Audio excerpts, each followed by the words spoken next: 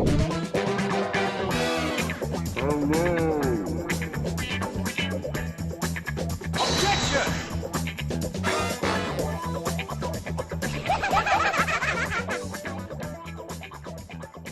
everyone. Welcome back, and thank you for tuning in with us for another episode of the RetroAchivements podcast, where we cover a variety of genres, topics, and discuss the bits and bytes of yesteryear. Today, we're continuing down that path beaten last episode, where we look at RA a little bit closer, this time from the angle of the art team, on a segment I'm calling Art Team, Apply Your Warpaint. When scouring the catalog of options and offerings to enjoy, one of the first things many players notice after selecting their game is the associated art, icons, and the ever-elusive mastery badge.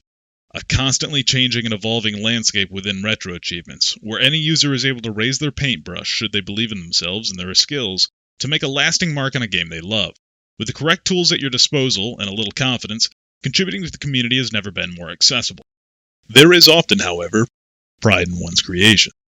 And navigating the literal art gauntlet assuredly enough so that your creation survives is far from promised.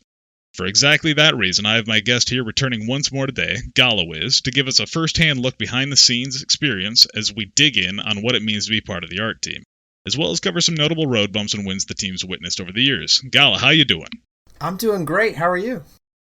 Honestly, I'm hanging in there. Glad to have you back on board. We do have some other stuff in the works that's coming down the pipes. Just got to get the scheduled nature of it ironed out.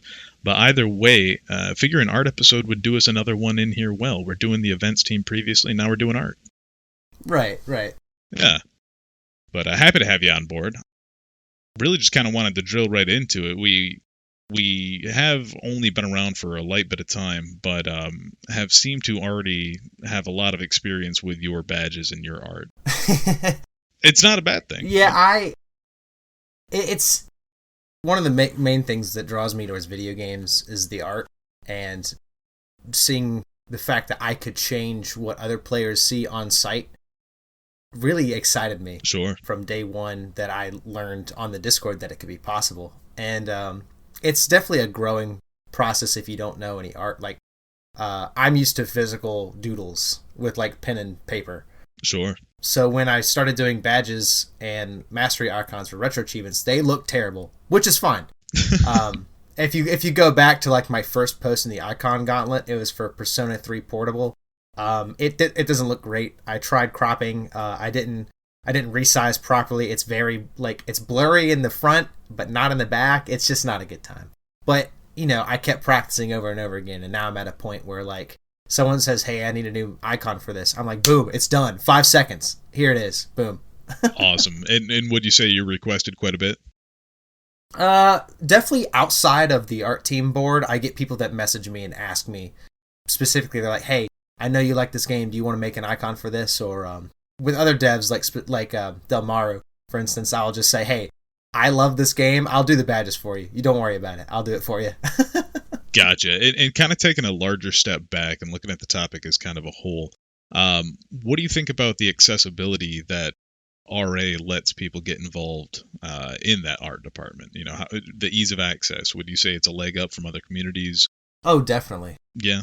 Yeah, because most communities, they're insulated, where only the people who are allowed in are able to change what's on the site. Like, it would be terrible if it was just developers and admins who were able to change things like mastery icons and badges, just because that cuts out so much creativity from the rest of the community. And no diss to anybody who is not just a verified user but above like a mod or a developer. But standard users have so much to offer that I don't think they're really given credit for, which is great for the icon gauntlet, because not only do we give them credit for the art that they want to upload, but then it's showcased for everybody else. Anytime somebody earns an achievement, they get that notification, boom, you're seeing their art front and center. I think that's fantastic. And a lot of people who maybe, don't want to get into development but still want to be part of the site, that's like a perfect opportunity for them to slowly slide in and get their name out there. That's one of the main reasons I actually wanted to have this episode, the gauntlet specifically. We're kind of just diving right into the meat and potatoes of the episode, which, I mean, nothing wrong with that. You know, a lot of the times we beat around the bush a little bit, kind of address what we're going to talk about. But this is the topic. Art team, how to get into badges, how to get into mastery icons, their evolution over time. Really just kind of going over a large view and then dialing into what it means to be on the art team. If you guys have any interest on topics or things you want to hear, feel free to write into RetroAchievementsPodcast@gmail.com. More than happy to hear from you. I'll try to get your messages read on the show. Also, pop on over to the RA Podcast channel. We're playing through Star Wars Dark Forces. But either way, want to get into it today. That's going to be the episode we have. And hell, let's start. I'll have two number nines, a number 9 large, a number 6 master dip. All right, guys, and like we discussed earlier in the intro, we're really diving in on the art team and just the behind-the-scenes meat and potatoes on it. So, Gollawiz, give us the perspective you got from just kind of coming in from the word go. How do things look from your side of the fence? Well, when I first started, I was just playing games, and I noticed that I think I started right a couple months after PSP was released for the site. And one game I was really interested in was Persona 3 Portable. And I know that's like a huge thing for a lot of people who, even play PSP as portable, because Absolutely. That's like a great game.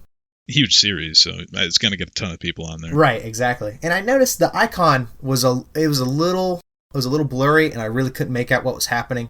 It was like a split shot between both forms of the main character, the male and female, with pink and blue, and it was kind of a mess. And I understand that sometimes you need an icon to fill it, and no hate to the dev for choosing the icon. Obviously, anytime we talk about icons that needed to be changed, no hate to the original we're not bashing on anybody here. It's just sometimes you're seriously just grabbing a crop, throwing it up there, and moving on. You couldn't care about the icons, and that's fair. That's fair game. So I just wanted to put that out. Yep. But I thought maybe we could upgrade it after I learned of the gauntlet, of course. So what I did was I go to like Persona 3 official art, and I like Google concept art and all that different stuff, and I pull templates and I pull different reference images, and I found one that I thought I could use.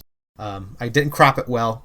I made the badge. Now, if I could jump in before we even get there, how did you discover the gauntlet? Were you just poking around and saying, how was this badge made? Or? Yeah, I was pretty much just poking around the Discord. This was probably about a month or two after I had joined. I saw that we had this thing called Icon Gauntlet and Gauntlet Discussion. I said, what is that? And I looked, and I saw, people were voting on different badges for sets that already had one. And I'm like, oh, this is something we could do? I thought this was just this was already set in stone. So I would watch it and vote and, spend a little time looking at it. And I was like, wow, these icons look great. People are really putting in some awesome art. I feel like I want to do that because I'm an art guy. I'm a little arty-farty. I could slide in here and see what I could do. Do you have an art background? I don't want to say background like I've been an art student, but I've been drawing for years. Gotcha. I think you've seen one of my doodles before, like stuff like home movies. Like I'd sit and doodle characters like that all day long, and I've got a drawing tablet, but that's about it. While it might not be a profession, it's certainly an appreciation. Oh yeah, totally. Yeah, no. So you're grabbing this concept art, you're putting some things together. Mm-hmm. Yeah, and after that, I would line up different shots of like what I would want it to do. With this game in particular, I knew that I wanted to have both of the main characters on the badge, because that's what differentiates this game from the other versions of Persona 3, was the fact that you can have two different ones. So I tried to keep the theme of that game in mind as well as its version. I created my icon of the split image of the two main characters, and then I uploaded it. Well, to do the upload process, you have to upload the icon to like a website like Imgur or post it on Discord, and then copy the links, Sure. Follow the templates that are in the pinned. If you need help with that, by the way, feel free to ask the art helper on Discord. We are now. Is this available. Legacy information anymore? I do know at some point the gauntlet changed. Yeah. Both the new rules are pinned and the old rules are pinned. The new stuff is just guidelines on how to operate with the gauntlet, because we've had a lot of, well, maybe not a lot, but we've had issues in the past of like games being done over and over again without like a proper like cooldown time, and Sure. people ping that gauntlet to say, hey, a new icon is available for voting, please vote. and to get pinged about the same thing every time. 7 times a day. Yeah, it's just like, the horse is dead, please stop beating it. No, that was something I might have asked you a little bit of a leading question there. That's okay. And it was because I was trying to lead towards something I wrote down as a note I wanted to bring up, and I just have them labeled Series of Passion. Right. And there's a handful of games that you see gauntleted all the time. Mario, Sonic, Zelda, Castlevania. These are the ones that are like the diehards. They're on many people's walls. And I think that's what elicits people to run them through the gauntlet or, want to put their stamp on it. It's a game that a lot of people love. That's what I started the preamble on. That's what I started the intro with. A lot of these things come through discovery of playing a game you personally enjoy, and your story alone reinforces that. You merely came in to play Persona 3 at Portable on the PSP, saw an opportunity that you could, maybe brush this up a little bit, and you took your crack at it. Not only was it very accessible to do, there was a little bit of spirit of competition in there with the gauntlet, and contribution towards the community that you got to, be able to offer right off the bat. It's a triple win. It's all the more reason why I wanted to have you on and talk about the art team kind of as a whole, and like some other different bullet points I have here. What do you think drives people to change a mastery badge so not vehemently, or what do you think drives a person to change a mastery badge so damn often? Well, I think for starters is that a lot of times, and again, no hate to developers that do this because not everybody cares. And that's not like a bad way to phrase it. It's just like, I don't have an art bone. Here's an image that represents the game. Have at it.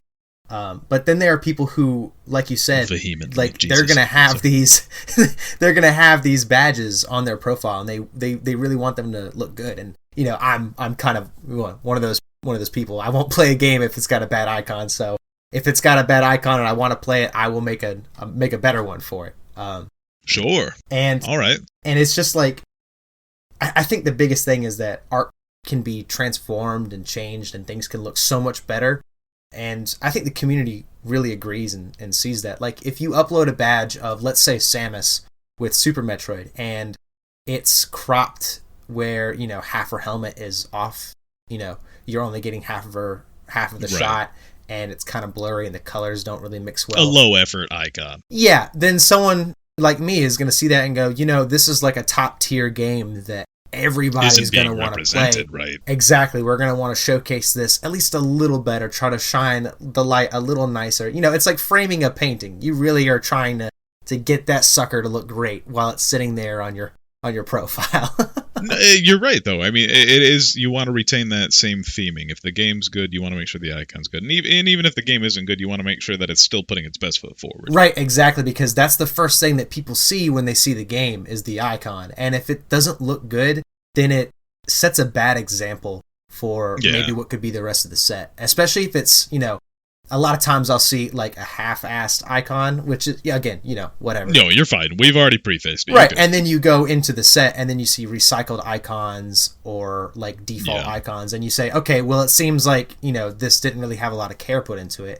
And it's super cool for people to then say, okay, well, for practice, I could do this game that's really bad, but like, I could at least, get some knowledge in on how to create badges. And if it's a game that's good and they love it, then they're putting together, like you said, their passion, and it becomes like, these could be the best badges on the site. The colors could pop. The characters could be right there front and center. All of a sudden, you take a game that's kind of mediocre, give it good badges and a good mastery icon, people want to play it. Especially with things like bad arcade games or like NES games. If you give it a good icon, chances are someone's going to go, great, well, now I have to play it. Thanks a lot. It becomes, you're right. It becomes like a badge of honor. A handful of episodes ago, I don't know if it was you, Fridge, or somebody else that we had on that brought up Desert Bus. And I don't know what the icon for that looks off the top of my head, but I guarantee you that whoever mastered it does. Right, I guarantee you they know what it looks like. It's just one of those things that there's many facets to chasing down these mastery badges, and exactly why they change so damn often. One of the things that frequently causes them to change, and I've kind of seen this myself throughout the years here, is theming. Right. Somebody will start to run a gauntlet, and if they win a gauntlet, they have that knack for art, they'll try to start adopting a series to have a underlying theme with their gauntlets. It looks nice on your page. A handful of series do this. Dragon Quest, Final Fantasy, Castlevania. You would agree with this, right? Yeah, and it's for Dragon Quest and Final Fantasy in particular, those games are like like an anthology. Like people have these like collected in a wall, and they're like books. All the covers are gonna line up, stuff like that. Well, it's really nice to get an entire series. I mean, both of these RPGs, Final Fantasy and Dragon Quest, go on for so many titles, and we now with PlayStation 2 are reaching like almost Final Fantasy's in the 10s now, and Dragon Quest is at 8. So there's a lot of badges to do, and to see all these kind of line up with a similar structure, it just looks so damn clean. It looks official. If you're somebody Dragon who Quest, you're somebody who masters these games, it is the equivalent of having books on a shelf in a library. Exactly, yeah. And it's like showcasing what you would see at like an art gallery. But like, official games, when you log into like your Switch or your PlayStation and you see that little box that represents that game, that's like a drawing point. They want you to look at that and say, wow, that looks really damn cool. I'm going to start this and play it. It's the same thing with these themes. It's the modern day catch screen. Right.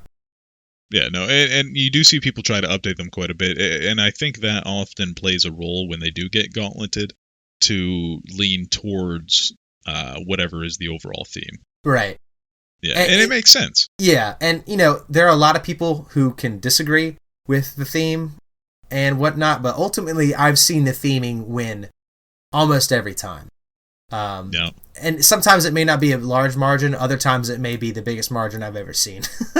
Things can absolutely get blown out of the water there, and that's kind of another thing. There's been some hot water in the icon gauntlet, especially in the previous days before it went to the thread-based system. If I say the words left-handed Link, yeah, does that raise a bell to you? It does. Would you like me to indulge in the story of this? Please do. Well, for Zelda, for The Legend of Zelda in particular, I love Link. He's one of my favorite characters. I'm sure I've talked about my love for Zelda before. If you've seen me talk about it in the Discord before as well. Representing the main character of the series is often my favorite thing to do. And I think Link needs to be front and center for every game because in almost every game he looks different. And it's because the art style changes. And I think one of the main points of Zelda is the art. So to showcase each different Link, each different version of an artist's portrayal, it just looks so cool. There's one game that sticks out as Majora's Mask, but you just can't change that icon. It looks too good. You have to have the mask front and center. But it stands alone. It truly does. Previously, the Nintendo the NES system version of Zelda 1 had the shield, which was the North American box art.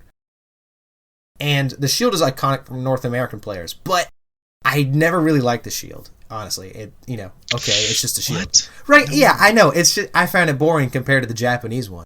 The Japanese one has an entire scene of Hyrule in the background with a sunset. You see, a giant mountain and then fields and ruins, and then in the front is little Link with the shield out, with the sword drawn, getting ready to fight. It just looks so cool.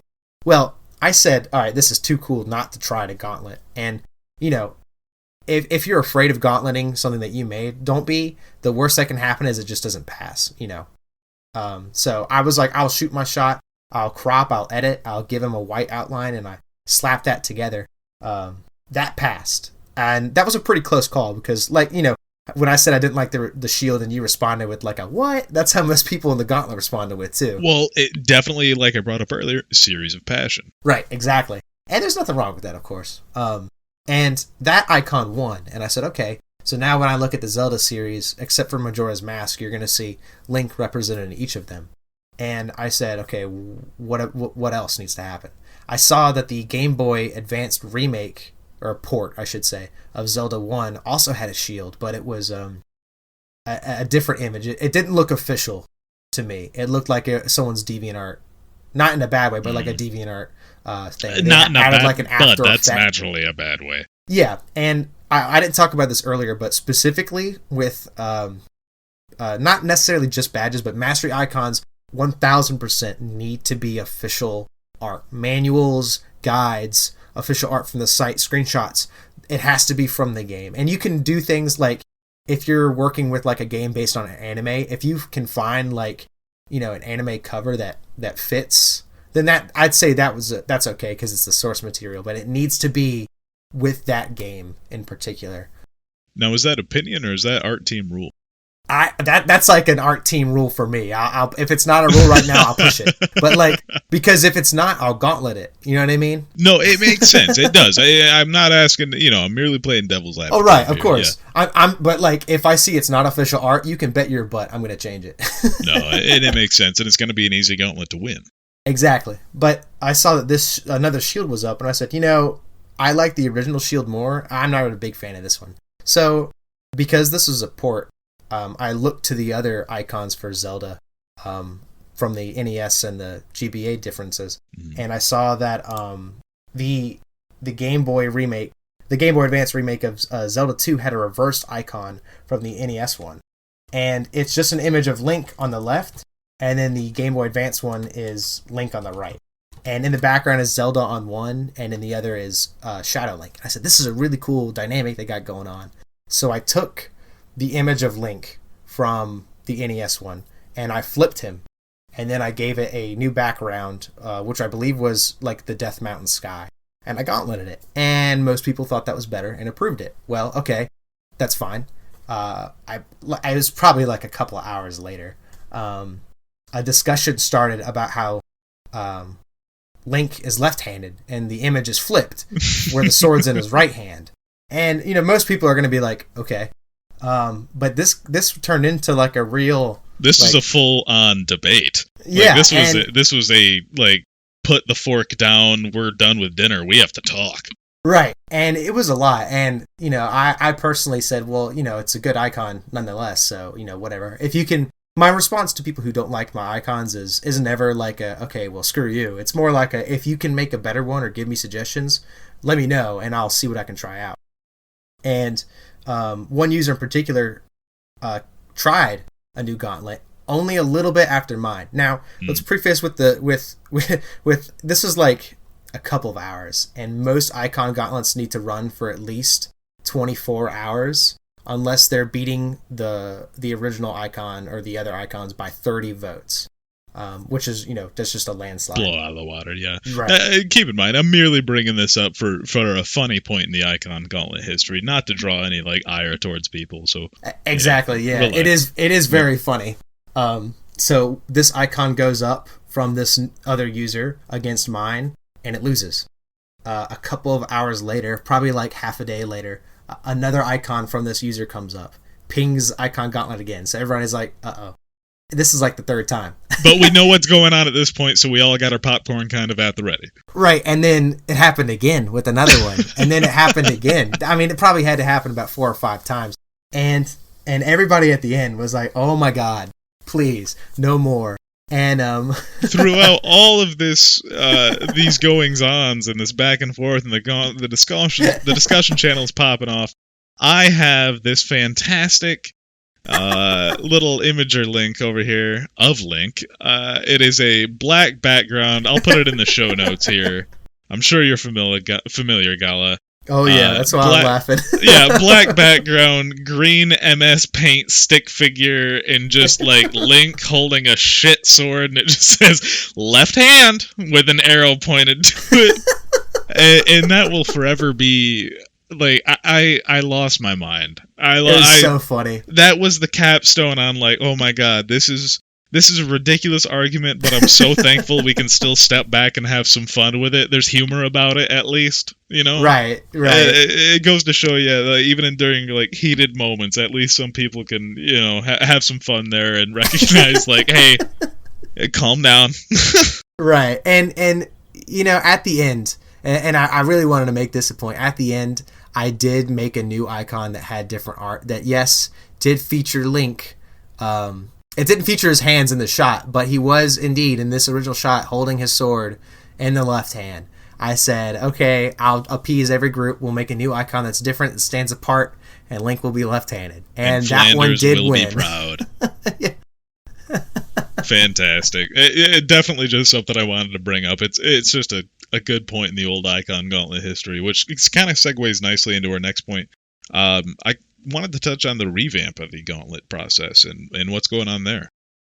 Right. So because of that war, the Zelda icon war that went on, I really wanted to push some new changes that would stop the pinging for an icon that has already been changed once, a day. So I put in new rules. I joined the art team. We put in new rules in place in the gauntlet. It used to be mods or admins would have to delete polls if something messed up. But now art team can do it. We have full watchdog capabilities on the icon gauntlet. Sure. I then put in place the 24-hour rule that says you can't make a gauntlet until 24 hours have passed for this other gauntlet of the same game. Unless it's like if you have like a gauntlet for the mastery icon and then for the same game you make a gauntlet for the badges, like that's different. But if you're gauntleting the same thing over and over again, that's not going to happen. We're gonna put our foot down. Right. We can't have that again. You're just running your head into a brick wall at that point. Right. And then we here at Art Team, we really enjoy giving credit to the creators, not only because we are artists ourselves, but because it's not fair if someone is not credited for the hard work that they do, especially for these badges, because I myself have made if I've created like 1,600 achievements, that's 1,600 badges I've created that I've got saved on my computer, and that's a lot of hours put into just cropping that's hard work and making borders and all that. Yeah, it's an investment, and time adds up, and people really need to be credited for that. So I made a better sheet, with help of Auburn, of course. I made a better sheet on Google Sheets to store the credit, so it has the game, the previous icon, and the winner, and then who created it. And that's very nice.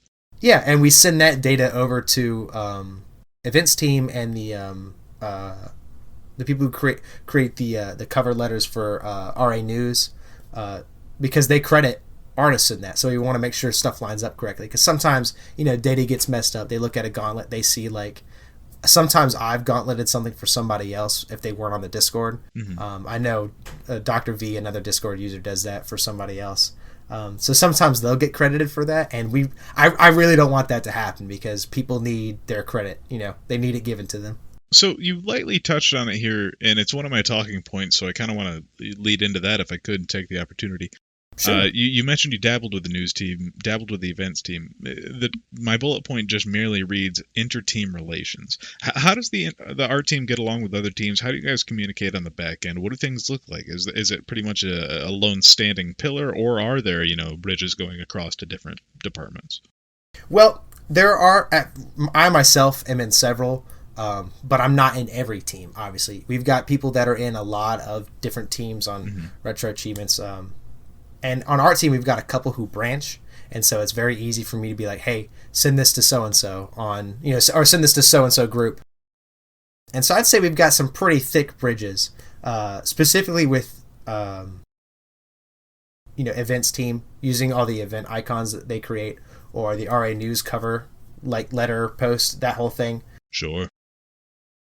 And then we've got people who, if they're doing a community event, not just like a DevQuest badge, but JenetteBaghead created a couple icons with emotes from our server for the 100 challenge that we've been going on. So I'd say communications are pretty good.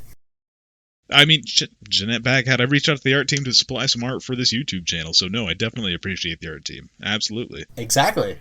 And we're very approachable, I'd say. You can tag us in the Gauntlet discussion if you have questions about what to do, and like if you need help or advice on art that you want to make, or like how you can make it better. And of course, Art Team is here for you to create a thread and ask us for help in creating your set. So if you ever need help, you please let us know. Absolutely. And how many members are there?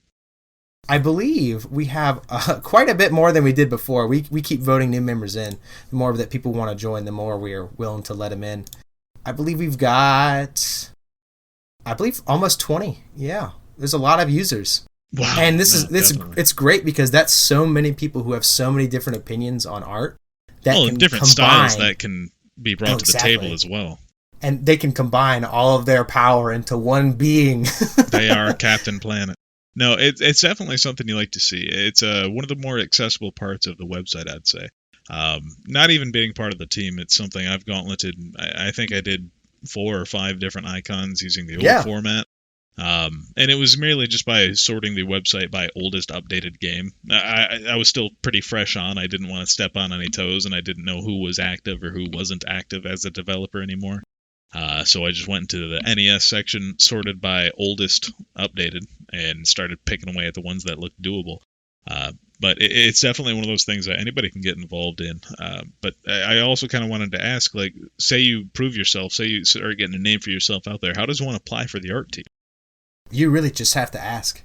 That you easy. really can just, you really can just ping art team, art helper, and say, hey, actually we have a thread for it. Now I forgot about that. If you go onto the art discussion board, you'll see a join art helper request page, and you go in, you create a thread, and you have submissions of icons that you've created, or it doesn't have to be icons, it can just be art as well. I know we've got another user who does actual pixel art, and I believe he's doing like true pixel art for his game, which is super cool. Wow. So if you've got art you just want to show off in general, I'll be great to vote on that. So what we do is we look at your application, we see the art that you've created, and then we just vote amongst ourselves, and that's how you get in, or you don't get in, and that's okay if you don't. You can still, even if you're not an art helper, you can still do art helper related things, like I mean, just like I said, I'm sets not on the team, and I gauntleted a handful of things. Right. I threw them in there, made them myself, figured, hey, Exactly. let's give it a crack. Yeah. The art team is just here to let you know that there are users you can talk to for art. Absolutely. Other than that, you can ask anybody for help for art. I've seen users in general chat just be like, hey, can somebody make a better icon for me? And then I've joined in and made one for them. Or some random user who doesn't even talk on the Discord would be like, oh yeah, here's an icon. I'm like, you would be this is great. surprised. Absolutely. Sometimes the passion just strikes for somebody, and they'll pick up the paintbrush, so to speak, and just whip something out. So don't be afraid to toss the branch out there and say, hey, somebody help me out on this. Exactly. Now, I kind of wanted to jump into the shoes of, I don't want to say negativity, but let's just say devil's advocate again.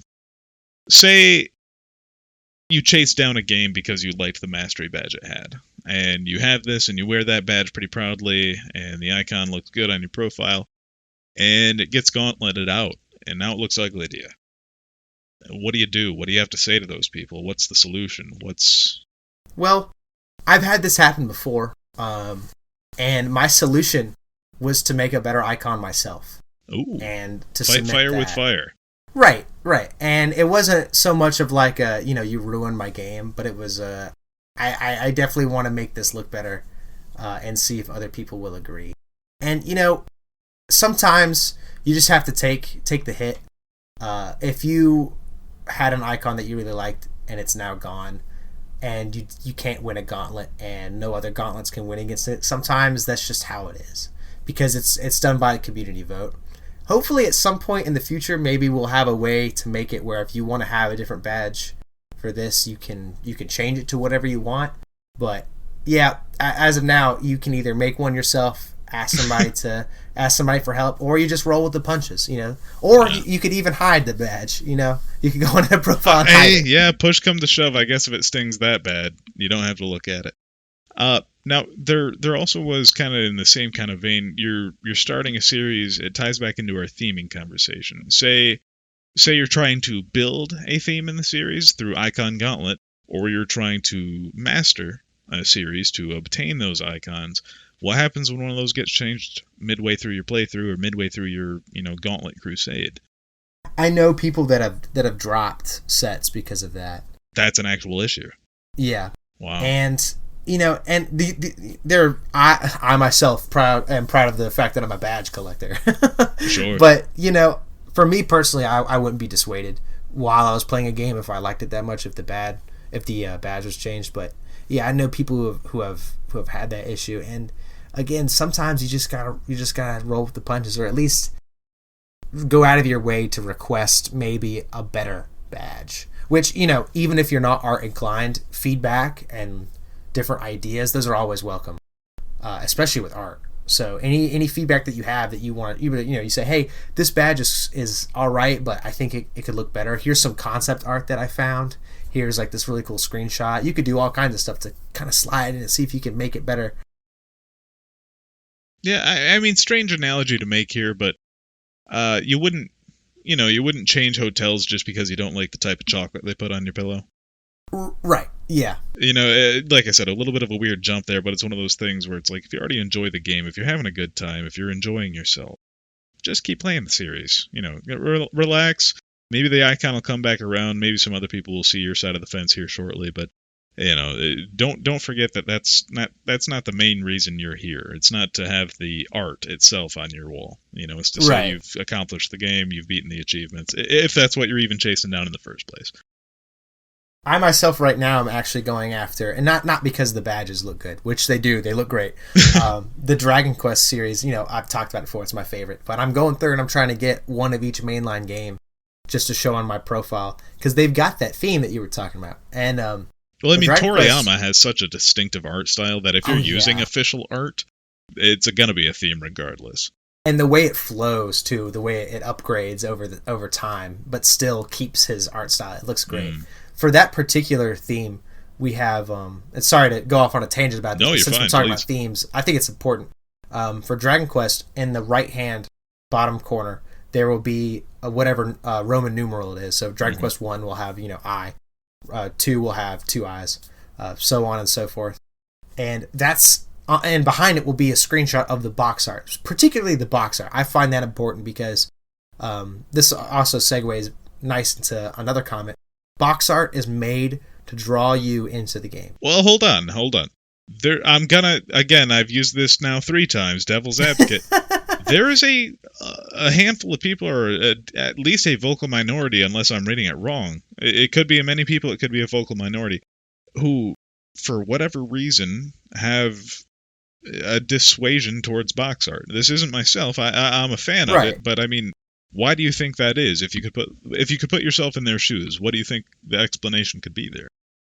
Without stepping on any toes, I think a lot of times this comes from, we could create art that's different from the box art and custom and looks better. But sometimes you just can't do any better than what's already been done, in my opinion.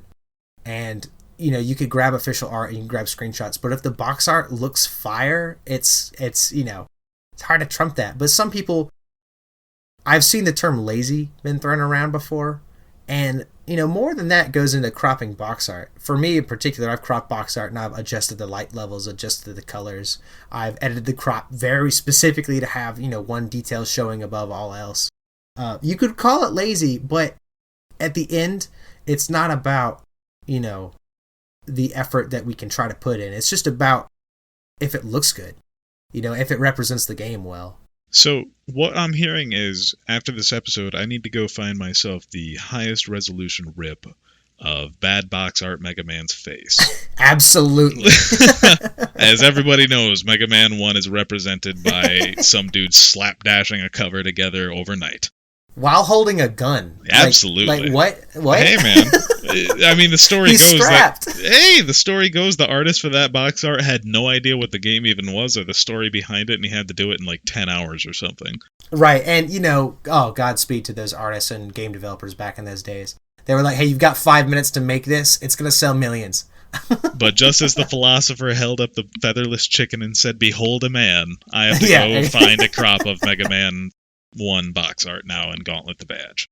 You've forced this upon us. but for Dragon Quest is a good example of this. The icons in the box art is just too fire for me not to want to use. Particularly the Japanese box art. The American box art is lame, in my opinion. We went minimalistic, yeah. It's just your standard Western fantasy-looking guy. It looks like it could come off the cover of D&D. I mean, that's fine. Give me the Toriyama. Yeah, exactly. Dragon Quest is made with art of Toriyama throughout the entire thing, and it's anime, of course, but it fits the game. That's the important thing. The American box art does not fit the charm and style of the game, but the Japanese box art represents it entirely. And in my opinion, that needs to be front and center. So as we start getting towards, more modern consoles where box art starts to become less and less of a focus, marketing was more important to like commercials. Radio blurbs were even popular there for a minute there. Box art didn't really become much of an eye grab. What do you have to look forward to or worry about in that era? Oh, and that's great because box art is a huge thing for me in general, and I hate some covers. They look terrible. Like, everybody knows the Batman Arkham City. Oh, you know the cover where it's got all the different awards written on it. It looks terrible. And the original art is great, and you are ruining it by covering it up. But, you don't always have to use box art to represent your game. If you have a game, perfect example, let's say Fallout 4. Okay, it's just the helmet again of the power suit armor, and you can't really distinguish it from Fallout 3, which it has the same power armor and the same coloring. What you could do is then find different assets from that game that aren't ugly as hell. Right. You could do like and for Fallout in particular, because I hate these two box arts so much, but you could do like a symbol, like maybe like the vault guy holding his thumb up, and then for Fallout 4 you could do another vault guy but with like a 4 in the background. Change it up a little bit. You don't have to use the box art, especially if it's ugly. That's why I use concept art a lot of times. That's like my number one Google search is game title concept art, because a lot of times you'll get an official image of a character with just like a transparent background or a white background that you can make transparent. You could just crop their head out, drag and drop, give them a background from like an environment in the game, and boom, you've got yourself an icon representing the art and representing the game that just ignores the ugliness of the box art. Yes. And like you said, the more we get into these newer consoles, PS2, thankfully, it has great art. And a lot of these, a lot of the artists that work on these games are now doing like crazy cool art. Like, I know we talked about Castlevania art before. The person who did the art for Lament of Innocence and Curse of Darkness, like these two covers for gorgeous. Yeah, they look insane. Like, they don't even look like video games. They look like they come out of an art book, which they do. You should go check out the art book. But you get later on until like 2012, where like you said, box art, nobody cared. We are gonna put words on our box art and symbols and that don't mean anything in Game Awards. Just try your best to pull. If you think it's ugly, try your best to pull from the concept stuff. That's where I get all of mine. Now that's perfect, because what I want to talk to you when we get back here is about your process from start to finish. So when we get back, if we could address on that, that'd be perfect. Sounds good.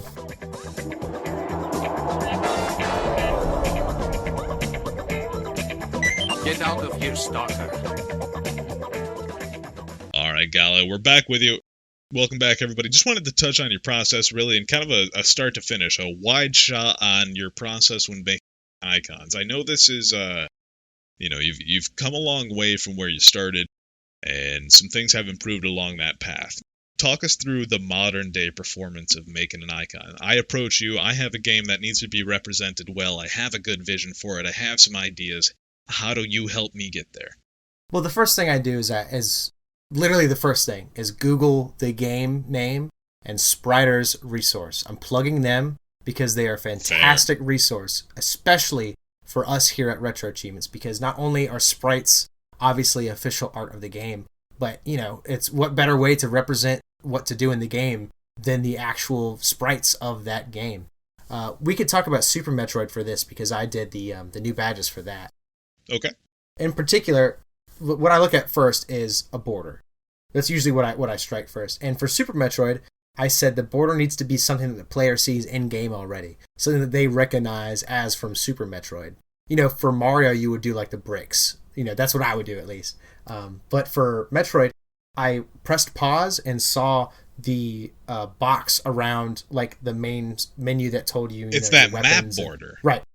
So I took that border and I used that as the official border. So now it's recognized as like, hey, look, if you played Super Metroid, this is the damn pause screen border. Yeah, this should scream out to you. And then I used the background of that pause screen in those badges for like specific items. So it looks like you're viewing I'm noticing that item. That grid. Yep. And, so first you make the border, then I get the background. Again, Super Metroid, I grab the background for the pause menu, and that's used for items. Then I go and I grab the sprite for that item. If the achievement is get the morph ball, I then crop out Samus's morph ball. And this is really cool. I do this all the time, especially with sprites. I crop the sprite to exactly its height and width. Then I cut out the color of the background from the image. Then I double its size, exactly double. And I change the resizing method instead of being like the blurry adaptive quality to nearest neighbor. And when you double this makes the sprite doubled in its display, so nothing gets wonky. It's just very blown important up for its ratio. Right, exactly, and that's super important because these sprites will get messed up if you resize them a different way. So when you blow it up, usually most sprites are going to fit that badge, and you can maneuver around. So I blow up the sprite, I slap it in there, and I say, okay, I do that for all of the items. For bosses, it's the same thing. I crop the boss sprite, cut out the background, slap them in there, and usually I add maybe an outline. I'm going to cut you off here and slow down a little bit because Right. I want to kind of dial into the mentality here. Anchoring it to the specific game is pivotal. Is that what I'm hearing? Yeah, and you want to use resources from that game. And sometimes that's not always possible, and you just have to do your best. I have a good example of this. It's further more than resources. It sounds like it's something that is almost like a defining feature of the game. Like using the start menu border, you're going to see that hundreds of times. If this is your first playthrough of Super Metroid, you're going to open that map screen hundreds of times. Right, and that's the first thing you're going to... it's going to be etched in your brain subconsciously. You'll close your eyes at night and you can see the images and the sprites in your head. But sometimes the game is just not... It's ugly. And sometimes there's no art resources online. You just have to use screenshots or of the game. Do you fish those out yourself, or do what? Do you actually get in that game and fish them out yourself in the event that can. It's like a niche entry, or right? Yeah, you can go in the game and screenshot them yourself on the emulator if you're the developer or if you're just wanting to make the badges. Or you could go online and find screenshots, but that's a lot harder because they're in different quality. And with old games, you'll find images that were uploaded in 2001. So their quality is just absolutely terrible. You're getting some 9x5. Yeah. Right. And, I'm a stickler for using official stuff, like we've talked about before. But sometimes you're flatlining on ideas. And one set that I worked on that you can tell I flatlined, but I had fun with was Duke Nukem Time to Kill. Okay. Now, this is a PlayStation entry. Now, I admit, this is one that I kind of fish around for. Duke Nukem is one of those series that I grew up on for whatever reason. That was, the machismo, however you say that, attitude of my father. So we had a couple of those Duke Nukem games around. Coming to RetroAchivements early on and fishing this one out, I noticed that these icons just happen to look a little bit different than the other games on the site. You want to tell me about that? Right. So... here's my process with this game in particular. Duke Nukem is all about references. Everything he says is a reference to something else. The games reference movies, games that have just come out. They will quote cereal boxes if they have to. And that's the main comedic element of the series. And that's why people love it so much, because of its cheesy goodness. Well, for this set, I was just dumbfounded on what to use. For weapon icons, because there are no weapon icons. It'll just be different shots of Duke holding an ugly looking gun. And I couldn't have that. So I decided to have a little fun. And because this is a game featuring so many references, I then made references with the title and, yes, the badges. The first one I'm looking at this is a classic that you have to do. For picking up and killing an enemy with a combat shotgun. The title is, "This is my boomstick." And I'm seeing some Ash from Evil Dead. It's Ash from Evil Dead 3, Army of Darkness. That's a scene where he holds up a shotgun and says, "This is my boomstick." Next is one of my favorites. There's a scene from Last Action Hero starring Arnold Schwarzenegger. Keep in mind, all these references are to Macho Man 80s themed things. So Army of Darkness. The next is Last Action Hero. There's a scene where Arnold Schwarzenegger's character is fighting a person and he says, "Hey, do you want to be a farmer?" And the guy goes, "Huh?" And Arnold goes, "Well, here's a couple of acres," and gets his foot and kicks the dude, and he flies 40 feet in the air. It's the funniest scene I've ever seen. I've referenced it again In this game, you could kill an enemy with your shoe, with your boot. So, the achievement's called "Here's a couple of acres," and you get it for killing an enemy with your boot. Now, guys, I want you to recognize here that just a few moments ago he said that all these icons are 80s action heroes, and that means that our dear old Teddy Roosevelt down there is an 80s action hero. I forgot about. No, again, this one. Well, I guess I could have done. No, I couldn't. Crocodile Dundee's right above it. But, yeah, you ran out of dudes. You ran out of dudes. I don't. This is a game series that not everyone has to take seriously. It's Duke Nukem. No, and if somebody were to come in and gauntlet my badges, I'll whatever. I did no big deal. But you could clearly see I was having fun. The achievement is for getting a kill with a buffalo rifle, and it's a picture of Teddy Roosevelt because that's what he was known for. I mean, we definitely got a little bit away from your process. This is just something to have fun with and show you that, like, kind of how we started with the episode, guys. There's developers out there who sometimes don't either have the, mental fortitude at the time to say, this is what I want to do right now, or there's some people that don't even care. There's also some people that know that, hey, if I put in my effort, 10 minutes later, somebody who actually can do some crazy level of art is going to blow me out of the water. Don't feel bad if you're any of the above. That is part of being, in a community that all makes a collective effort. We're all trying to push, forward for better quality icons, for better quality products, for better experiences. And having your icons the best they could possibly be to represent that game, that's all part and parcel. Exactly. I couldn't have said it any better. But I mean, just wrapping it up. So if you hit that road bump, what do you do now? I'm sure this isn't one of those things where you dive right towards Rambo, taking screenshots of him. What is your game plan?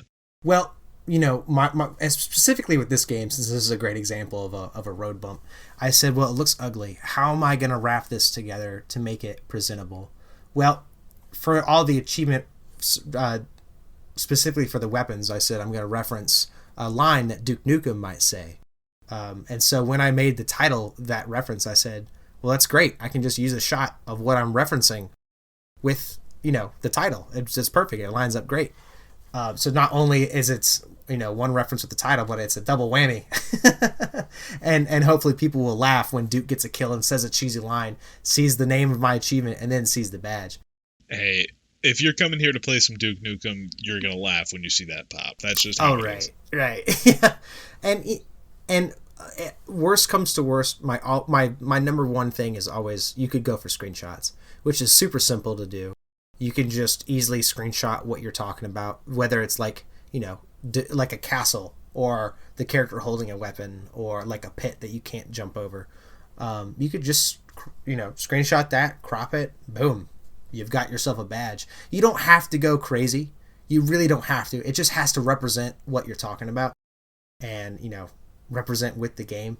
And there has to be some idea there. It can't be like, you can't have a badge for Mario for saving Peach and the icon be a trash can. You know what I mean? Right. Like that's not going to work unless specifically you're referencing something with the title and with the achievement itself. And now, you go ahead. Well, I'm just hearing a lot of cumulative ideas that all lead towards one point here. You say it has to represent the game. It has to be part of some official art from that game. You want it to be anchored within that series. If you can elicit a sense of theming, all the better. Tying it to those key central points seems to be the crux of making a good set of badges and a mastery icon as a whole. Is that what I'm hearing? Yeah. It really needs to represent the game as a whole. And because that's your most important thing as somebody who's doing art, is you're supposed to draw people in to play the game. So when I hear that, why am I looking at Star Wars Dark Forces on the PlayStation and just seeing some bullshit zoom-in crop of a Stormtrooper's helmet as the mastery icon? Whoa. Let me check that out right now. No, so just looking for an excuse to jump into the podcast play-along, really. Star Wars Dark Forces on the PlayStation. We've been hanging in there on that one. It's a Doom-like shooter. Plays much like those old WADs. Specifically, there's a user in the Discord over here and a frequent listener to the podcast, Torta. I hope I'm saying that all right. who has been given fantastic reviews of each level-by-level breakdown. Not only that, they seem to have taken the initiative to go back and start the game back over on hard mode. One hell of an undertaking. Gala, do you have any experience with this game? I don't, but I've seen people play it. I used to watch streamers that just played, Doom clones all the time. Gotcha. And this was one of them that came up, and it's definitely one of those ones that looks painful. Yeah, so but it's Star Wars, so absolutely. I just wanted to read his last little write-up here. It's his review of the 4th mission, and he's done this for a handful of them now. And Torta, if you're listening, by all means, please continue. I look forward to every time you post on the channel, and it's fantastic you're continuing on. Soldier through. I'm going to be right there with you. So he goes on to write, Mission 4, Research Facility. Back to blasting stormtroopers and getting lost on what is probably the largest map so far.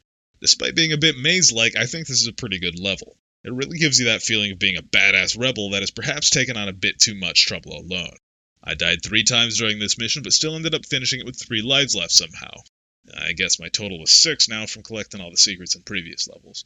Hope that doesn't become a problem later on with the harder missions to come. Oh, and you finally find a better weapon that you can actually start hitting something with, so that's cool. That last line there, we have been suffering through these first 4 missions with nothing but your starter blaster pistol, which is bullshit. You use it to kill the first enemy you come across and pick up his rifle, and then that's what you've stuck to it for the next 4 damn missions, as the Empire throws everything in the goddamn kitchen sink at you. Torta has already blazed through a sewer level.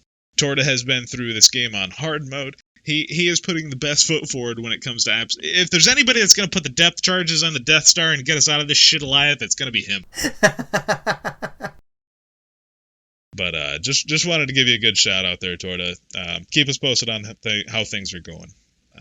As for anybody else, please join along. We're always interested to have people playing, and I'm going to be right there with you. If you have anything you want to write into topic-wise or things you want to see covered on the podcast, even if you want to be a guest on here, happy to have you. Feel free to send me a message on Discord or write into RetroAchievementsPodcast@gmail.com. Always interested to hear what you have said. That being said, Gala, anything you want to toss out there before we wrap it up? Just reiterating again, art is fun, and it's supposed to be fun, and it's a great outlet. And nothing is cooler than working on games that you love.